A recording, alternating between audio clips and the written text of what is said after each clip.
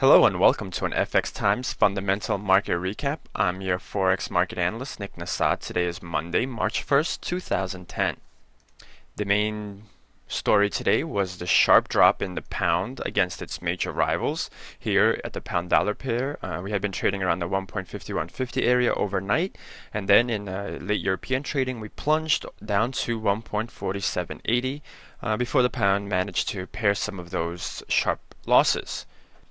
The reason for the decline is concerns and worries over a struggling economic recovery, plus UK's very bloated deficits, which some investors say the UK could become the market's next Greek-style problem.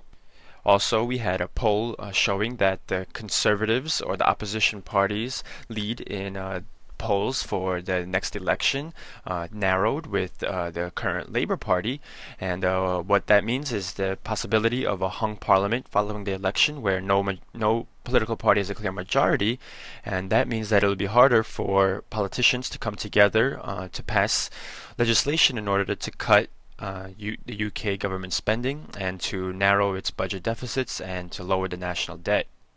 Again, the issue of debt has been and ballooning budget deficits has been in the headlines for the last several months as the Eurozone grapples with problems in Greece.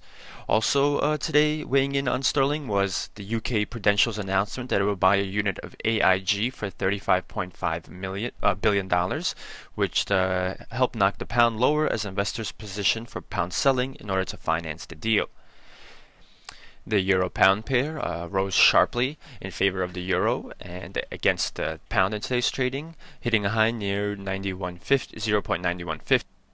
As you can see, that extends now into the third session, a strong rally in favor of the euro and against the pound. While over the weekend, German Chancellor Angela Merkel denied that Berlin had agreed to underwrite the Greek bond market through an arrangement with the German public sector lender, it seems a foregone conclusion that there will be some kind of aid package extended to Greece, perhaps by the end of this week.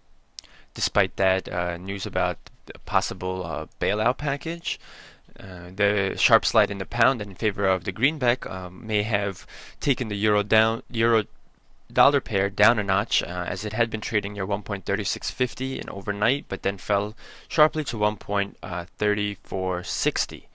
That kept us within this sideways trading range we have seen the last 7 sessions or so, with support at the 1.3450 level, and that support has held again today with resistance around 1.3680.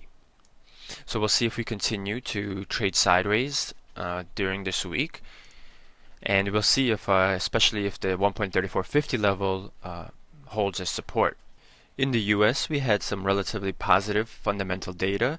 The ISM Manufacturing Index for the month of February posted a reading of 56.5. That is the 7th straight month that the index has been above the 50 level, which separates expansion from contraction. Though the reading did come in lower than we saw in January, so the pace of expansion was slightly slower than in January and lower than forecast. However, the internals did show that the employment subindex was up compared to January, increasing to 56.1. which is a 5th straight month that the employment index has been positive. New orders and production did decline from their relatively high marks in January. A second report showed that personal spending in the US rose 0.5% in January, which was better than expected, and a good start for 2010 in terms of consumer spending, which do make up the biggest part of the economy. So that means that spending may contribute more to growth in coming months. However, incomes only rose 0.1%, which was lower than expected. The personal spending figure is now up for the 4th straight month and for the 9th month out of the last 10. The two reports combined help to boost a sense of risk appetite in U.S. equity markets, which helped the greenback against the yen. We saw last week how the dollar-yen pair had slid in favor of the yen after we hit a high near 92.20, but we did find support in Friday's trading around 88.75, and today we for the most part saw the greenback rising against the yen. We tested support at 89.50, which was our high from Friday's session. Our next level of strong resistance comes around the 89.75 level, and we can mark a clear support here around 88.80. We did move above our 50-period moving average. We are using hourly candles, and we have been testing that as our support. So we'll see which way the currency pair wants to move next. I would suggest looking for a breakout either of our short-term support or resistance in order to see a new direction in the pair. Look at one of our commodity currency pairs, the Australian dollar US dollar. We saw rather sideways trading, but we are ending up on the higher part of that intraday range near 0.90. That means, as we can see in New York, that risk sentiment was positive, as equities were higher despite the sharp drops in the euro and pound against the greenback. The pair's rally was stopped short 3 times today around this level, so we'll see if the pair is able to break above this area if we have more positive data come out this week.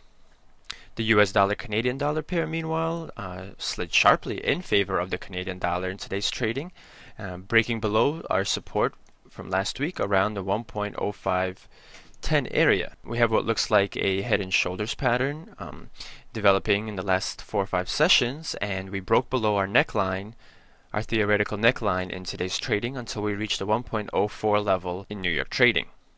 This gain corresponds with a very strong GDP report out of Canada, which helped to bolster the case that the Canadian economic recovery is well on its pace.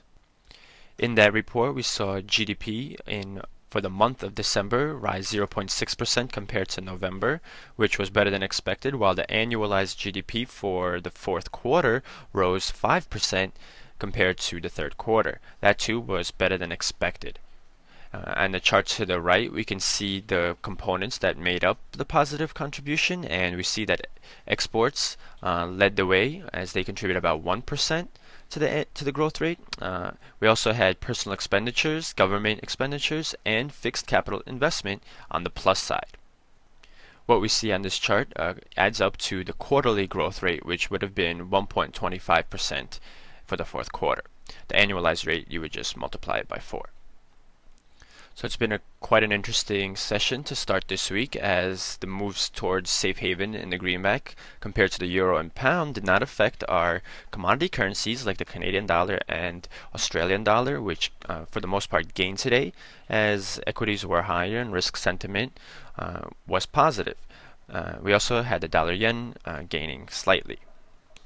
The fundamental docket for the next trading session has a couple of very important releases, which we'll go over. Tonight, Japan will, at 6:30 p.m. Eastern, will release its household spending and unemployment rate, 2 key indicators for how the economy is doing there. At 6:50 p.m., Australia releases its retail sales and building approvals, which will be followed by the RBA interest rate decision. Now, while the bank is not expected to hike rates, it'll be important to see what the statement says in terms of the next meeting and whether the RBA sees fit to raise rates going forward. Overnight at 1:45 a.m. we get the Swiss GDP for the fourth quarter. At 4:30 a.m. in the UK we get construction PMI, and in the Eurozone at 5 a.m. we're going to get data on producer prices as well as the flash consumer prices for February. Tomorrow the docket is light as there are no key US releases, but Canada will be in the spotlight as we have the Bank of Canada interest rate decision. With the more positive data coming out from the Canadian economy, we'll see if the bank gives a more hawkish statement, which could help to fuel further Canadian dollar gains. If the Canadian bank, on the other hand, tries to temper any expectations of an interest rate hike, then we could see it reverse some of the gains it had seen as a result of the stronger than expected GDP release. So that will do it for today's broadcast. For more news, videos, and analysis, please visit our site FXTimes.com. I want to thank you for watching and wish you good trading.